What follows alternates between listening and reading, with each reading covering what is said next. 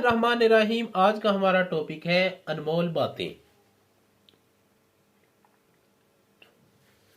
Number 1, माँ बाप को मोहब्बत की नजर से देखना भी मोहब्बत है।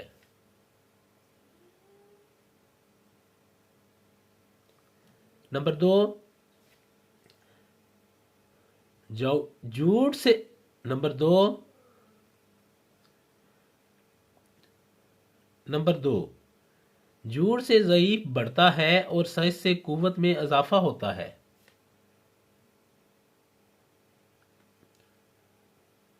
नंबर 3, खामोशी गुस्से का बेहतरीन इलाज है। नंबर 4, किसी काम यकसुई कामयाबी का राज है।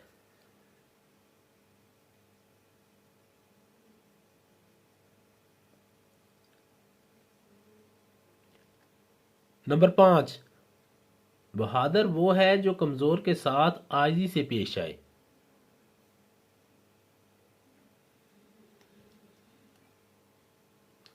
नंबर 6, जाहलों के साथ खंदापशानी के साथ पेश आना इल्म की ज़कात है। सुकून मांगा या चुराया नहीं जा सकता,